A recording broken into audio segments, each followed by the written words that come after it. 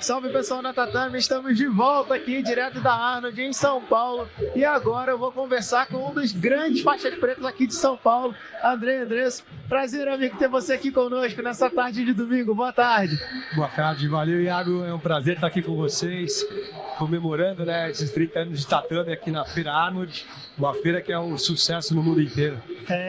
Falando de 30 anos de tatame, eu imagino que você do jiu-jitsu ali tem acompanhado bastante dessa história, né? Como é que foi ver? Você lembra de ter comprado as primeiras revistas, ter acompanhado lá no inicinho? Eu acho que eu tenho praticamente todas as revistas tatame e, por coincidência, eu tenho 30 anos de jiu-jitsu. Então eu venho junto com a tatame, a gente tá crescendo junto. A faixa coral tá chegando, né? Faltam 8 anos. 8, ó. Tá chegando. E nós falar um pouquinho assim sobre o jiu-jitsu aqui em São Paulo, né? A gente até tava conversando em off que hoje o jiu-jitsu fora dos Estados Unidos, assim, ali a Califórnia é o grande centro, né, de academias. São Paulo hoje é a capital, né? Assim, principalmente da América do Sul, do Brasil. O Rio de Janeiro já foi muito forte, mas hoje os grandes nomes, as grandes academias estão aqui em São Paulo, né? Perfeito, Thiago. São Paulo hoje eu acho que é o polo do jiu-jitsu no Brasil, né? Na América do Sul é São Paulo. Inclusive está exportando bastante gente para fora também, mas São Paulo acho que pelo potencial as pessoas ficam. Acaba um ou outro, acaba saindo, mas não teve aquela debandada que nem teve no Rio. No Rio mantiveram, claro, várias equipes, mas os líderes das equipes, os grandes líderes das equipes foram para os Estados Unidos, né? Que, inclusive os Estados Unidos hoje eles estão com a Califórnia principalmente, né? Tá com um potencial muito alto de jiu-jitsu. Tá vendo em San Diego, que é pequena, né? Uma cidade pequena, tem 148 academias de jiu-jitsu, é uma coisa assim impressionante. Mas uma coisa boa, eu lutei o PAN agora e eu vivo o PAN em Orlando desde a pandemia, né? Que levaram para Orlando e ficou e vai ficar. E tá começando a crescer, a nascer muita academia de jiu-jitsu em Orlando, na Flórida. Então é uma coisa bacana, porque o polo era só a Califórnia, agora tá do outro lado, tá na área da Flórida também, de Orlando. Na costa leste, né? Sim. E é legal porque a Flórida tem muito brasileiro, né? Tem muito latino e brasileiro, então nem se fala, né? Então, e a facilidade que eles têm lá, eu acho que para quem sai daqui e vai para lá, é muito maior do que aqui. Aqui eu acho que o mais difícil, né, você desenvolver e você crescer como academia de jiu-jitsu. Então, você tem que se superar um pouco mais, trabalhar um pouco mais. Né? Eu acho que é mais fácil. Não que seja uma coisa assim que já chega lá e está pronto, né? Mas eu acho que em São Paulo a gente consegue, trabalhando, manter as academias no mesmo nível que as academias no mundo inteiro. E você acha que nos últimos anos, assim, aqui no Brasil, eu vejo assim, pelo menos de fora, como jornalista ali, você é professor, você tem a sua academia, você é empreendedor, é empresário, você vai falar melhor.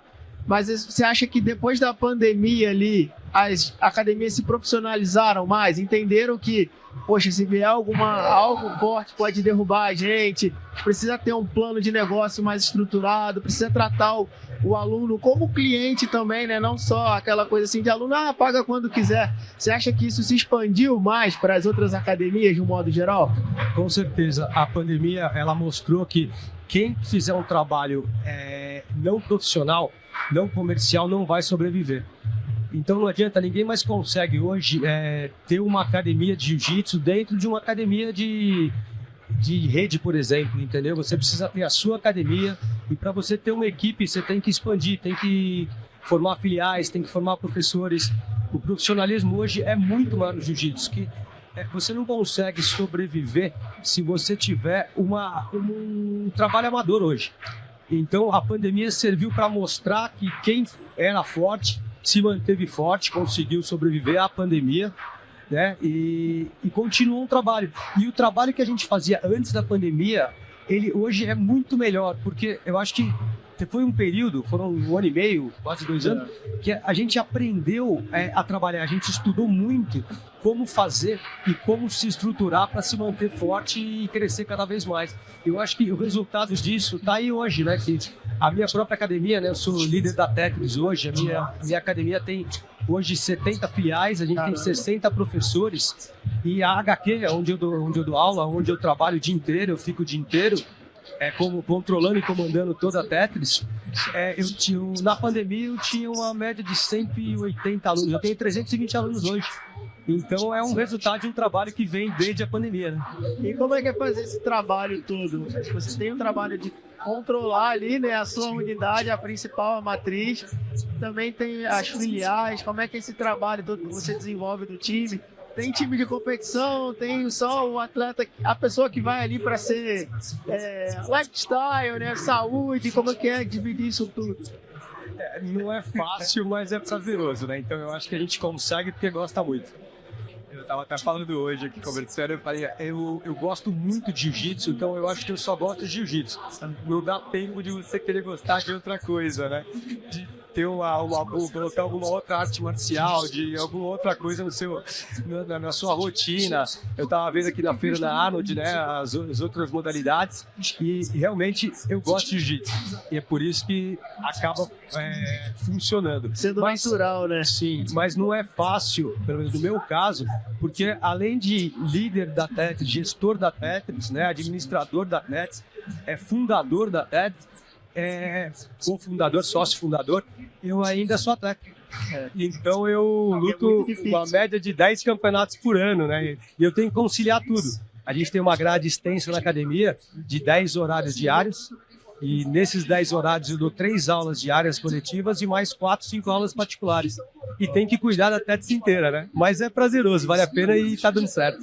E você falando de competição, né? Que você compete mais ou menos ali umas 10 competições importantes. E são competições assim, não é, tô lutando ali, é o PAN, é o Mundial, é o Brasileiro. Você tá sempre entre ali os melhores. A categoria Master que cresceu muito, né, André? Eu lembro de uma live que nós fizemos ano passado no PAN de Jiu-Jitsu, você falando ali sobre a categoria, sobre a classe Master que cresceu muito. É algo que é muito motivador ver, né? Que o pessoal do Master hoje tá praticamente... Tem até mais atletas do que no adulto e às vezes até no juvenil ali, né, da garotada. Perfeito. A categoria Master, o brasileiro agora, por exemplo, tem chave com 54 atletas já. E ainda não acabaram as inscrições, não fecharam as inscrições. Então, a gente vai ter chave na Master 2, Master 3, médio, leve, com 60 atletas. Não é o PAN mesmo. Tinha muito atleta no Pan-Americano. Então, muito atleta Master, né? O adulto é mais competitivo no sentido de, eu acho que você tem mais dificuldade, né? Porque é uma intensidade maior. Tem aquela obrigação, assim, né? O profissionalismo é maior, Iago. Então, eu acho que no adulto você tem que viver só treinando. Na Master você consegue dar aula, consegue treinar, consegue gerir uma academia. Então eu acho que você, mesmo tendo uma vida paralela, você consegue lutar na Master. Você talvez não consiga lutar em alto nível, em alto rendimento. Você teria que fazer pelo menos um trabalho em cima disso. Mas a Master, ela te proporciona que você consiga. Então, por isso a quantidade de atletas lutando. E os campeonatos estão cada vez mais atrativos. Eu acho que tem muita gente que falava, né, sobre dinheiro, pagar premiação no jiu-jitsu. Mas não é uma simples medalha. Eu acho que você ganhar uma medalha no Pan-Americano, você ganhar uma medalha no Brasileiro, é tão prazeroso. O Mundial Master é tão prazeroso, e você está disputando com 20 atletas, 30, 40, 50 atletas. Então, eu acho que não é uma simples medalha, é uma medalha, né, que você vai realmente história, né? Carregar para sempre, assim, e tem um valor muito grande. E, André, falando um pouquinho, você até citou um ponto legal de o atleta hoje no adulto, né, que a gente classifica ali como profissional, que está se tornando muito nos últimos anos, que a gente tem visto um movimento interessante, assim, de atletas que só treinam, né, porque a maioria, vamos botar aí da história do jiu-jitsu competitivo, 98% sempre precisou treinar, dar aula, ter a própria academia para poder gerir um negócio e a competição ser algo que uma visibilidade para ele poder fazer os outros movimentos financeiros da carreira dele. E hoje a gente consegue ver atleta que só treina, como o surfista que só treina, o jogador de futebol que só treina. E isso é algo muito interessante no jiu-jitsu, né? A gente tem, por exemplo, a Gabi Peçanha, o Nicolas Meregali, o Mika Galvão. A gente está falando já de alguns caras assim que só faz aquilo. E isso é um outro patamar do esporte, né, que a gente está atingindo. Sim, os atletas na categoria adulto, que até 30 anos, antes, eles passava um pouquinho dessa idade e lutavam com 32, 33, 34 anos no adulto. Hoje eu acho que cada vez mais a categoria adulto ela está com um tempo útil menor. E a necessidade do atleta ganhar dinheiro hoje para sobreviver, para ter um futuro, ela é maior. Então o atleta ele vai ter hoje mais ou menos uns 6, 7, 8 anos de intensidade de treino e depois ele vai pensar em como ele vai ganhar dinheiro com o jiu-jitsu. Se ele quiser pensar em ganhar dinheiro hoje com 20, 21 anos, ele não vai conseguir estar no polo, não vai conseguir estar nas cabeças na categoria adulto.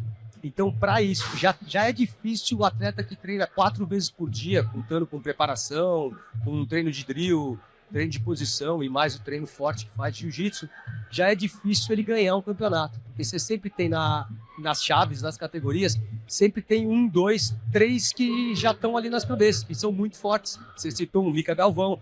Você entra numa categoria média de Mika Galvão, você tem um Tainan Dalpra, um Jansen Gomes, um Mika Galvão. Andy Murasaki. Um Andy Murasaki agora na médica. O Andy Murasaki ele é muito técnico, é muito forte. Ele vem da leve, chegou muito forte na média. Então ele lutou o Mundial no passado de meio pesado e quase foi campeão. Foi para a final, perdeu fraquinha na final, ainda que é um companheiro de equipe dele. Então realmente você pega uns atletas que se eles fizerem outra coisa é muito difícil. Eu cito o Tainan, que consegue dar aula e consegue treinar e tá aí no topo, porque é a forma que ele enxergou e entendeu de fazer o jiu-jitsu dele, e deu certo. Mas não é porque deu certo para ele que vai dar certo para todo mundo. Tem gente que realmente não consegue dar aula, que tem que só treinar para conseguir ser campeão. E tem alguns hoje, porque assim, é um processo, né? A gente tem que entender que tudo é um processo, não adianta que vai mudar da noite pro dia.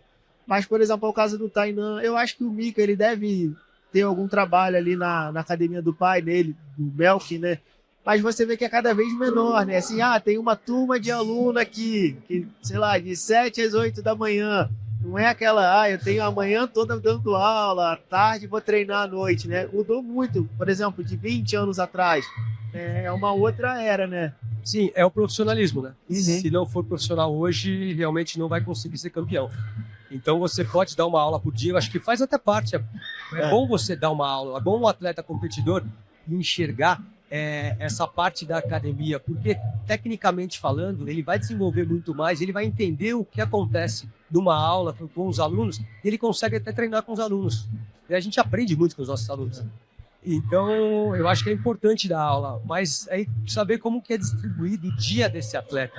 Que tem atleta que realmente não vai conseguir dar aula, porque se a aula vai atrapalhar o treinamento dele e ele vai cair um pouco o rendimento.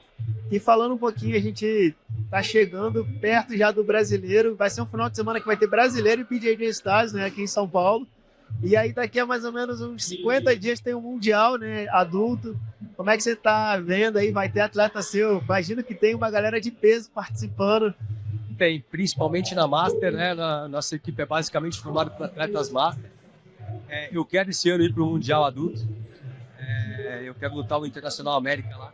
Legal. E eu tenho 2 atletas adultos que talvez eu consiga levá-los agora também esse ano. Mas o brasileiro é um campeonato sensacional, né? O brasileiro tem a sorte de quem está no Brasil. Tem muita gente que não consegue ir para fora, principalmente por causa de visto.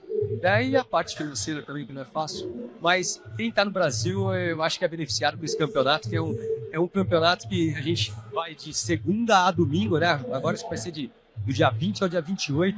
São 8 dias de campeonato, onde a gente fica o dia inteiro em Barueri, no ginásio, e sai feliz. E eu ainda luto no último final de semana. Então eu vou todos os dias acompanhar os alunos. Com energia para nós. No último final de semana ainda eu vou lutar. E a gente já tem esse ano o BJJ Stars no sábado, no último sábado do brasileiro, né, que é um dia antes de acabar o brasileiro, que são os faixas pretas, dia 27, 28, 26, 27, 28. Mas o BJJ Stars vai servir para, acho que até enaltecer tudo isso. Porque além do pessoal que vem de fora para lutar o BJJ Stars, para lutar o brasileiro, nós temos agora o BJJ Stars. Então vai ser um sábado assim, Então, provavelmente vai ser o melhor sábado do ano do jiu-jitsu. Ontem nós recebemos o Fepa aqui, aí eu falei com ele, Fepa, vai ser a capital mundial do jiu-jitsu no dia 27 de abril. Aí ele ficou rindo, ele falou, não, e é verdade. Porque é bacana, né, combinar. Você tem um evento que, vamos dizer assim, não é amador para profissional. A gente tem na faixa preta ali os profissionais, mas ele é composto na maioria por atletas amadores. E você tem um evento super profissional, né, que é de estrelas, que está valorizando ali o top dos atletas. Então você reunir isso tudo numa cidade é muito bacana, né? Realmente, é muito, para quem luta jiu-jitsu, para quem vive de jiu-jitsu, assim, é um presente. E o Fepa é um grande amigo meu desde sempre, né? Treinamos junto no começo, quando eu comecei a treinar jiu-jitsu. Em 94 eu era faixa branca, o Fepa já era quase roxo, azul para pegar roxo. E o Fepa realmente a gente vem desde há 30 anos crescendo junto no jiu-jitsu. E o trabalho que ele fez e que ele faz promovendo o jiu-jitsu é impressionante. Eu acho que é uma das pessoas que mais trabalham em prol do jiu-jitsu no mundo. E o resultado é esse, né? O BJJ Stars, um sucesso com um card impressionante de atletas de alto nível, né? E nós só vamos ter lutão nesse dia aí. Pra gente poder fechar, tem algum palpite aí pra esse GP? É difícil. Eu tenho um problema. Eu tenho muitos amigos lutando GP, né? Então, eu não fico em cima do muro. Mas você tem um Braguinha, você tem um Felipe Andrew, você tem muita gente boa lutando, né, que são muito amigos meus, então eu prefiro não opinar, eu vou torcer para todos eles e quando chega cada luta, né, a gente fala, mas quando vão acontecendo as lutas, você acaba sempre torcendo para um, então eu vou deixar acontecer e quando chegar na hora a gente torce ali.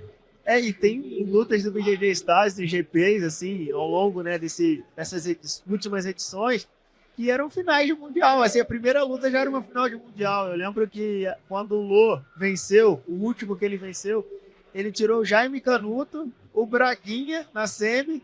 Não, o Braguinha não. Ele tirou... Agora eu não me recordo, acho que o Braguinha caiu pro Isaac. Foi. E ele ganhou do Isaac na final com aquela baiana dele, lembra? No último minuto. Perfeito, ele fez ali uma vantagem no último minuto ali e ganhou a luta. E foi assim, ali praticamente todas as lutas, que o Preguiça ganhou também, que foi um GP quase que absoluto ali, no GP dos pesados, que o Preguiça venceu, foi no meio da pandemia também. Eram todas as finais mundiais ali possíveis que poderiam acontecer, né? Não, perfeito. Você pega a Ana e a Bia Basílio, elas fazem final de Pan-Americano, final de Mundial, final de Brasileiro. Elas estão nos maiores campeonatos de Jiu-Jitsu e vão fazer uma luta no BJJ Stars agora. Pode fazer até uma final de ADCC, quem sabe, esse ano, né? Perfeito, é isso mesmo. Amigo, muito obrigado. Prazer enorme conversar com você. Sempre uma honra. E deixa aí um recadinho pro pessoal, falando um pouquinho como quiser te acompanhar nas redes sociais, quiser saber um pouco mais sobre o seu trabalho, sobre a academia. Eu queria agradecer primeiro, Iago, você, ao Marcos da Tatame, são muito amigos meus, é um prazer estar sempre com vocês, estar conversando sobre jiu-jitsu, né? Estar dividindo todo o meu conhecimento, que eu estudo isso o dia inteiro, eu vivo isso o dia inteiro, então para mim é muito prazeroso estar aqui e eu agradeço sempre a oportunidade que vocês dão da gente estar divulgando o nosso trabalho, da gente estar divulgando o jiu-jitsu. Meu nome é André Andresso, né? Eu sou faixa preta, 5 graus da equipe Tetris. Nossa sede em São Paulo, na Vila Olímpia. E a gente está agora querendo expandir para o mundo inteiro também, mas realmente nossa base é aqui em São Paulo. E por isso que a gente defende, né? O jiu-jitsu está em São Paulo e a gente fortaleceu o jiu-jitsu em São Paulo. E eu estou no Instagram como André Andresso, né? Tenho... o que vocês quiserem, precisarem, podem contar comigo, jiu-jitsu, eu sempre quis fortalecer o jiu-jitsu, somar para o jiu-jitsu. E vamos junto aí sempre, vamos fazer o jiu-jitsu crescer e todo mundo cada vez mais tá junto aí nessa jornada boa aí. Vamos esperar agora o brasileiro, depois mundial, aí tem internacional de Master e depois mundial Master, vamos pro ano inteiro. Pega. Obrigadão, amigo. Eu que agradeço agora. Pessoal, muito obrigado. Fiquem ligados aqui na nossa live. Daqui a pouquinho tem mais um entrevistado para a gente poder bater um papo especial aí ao longo dessa tarde de domingo.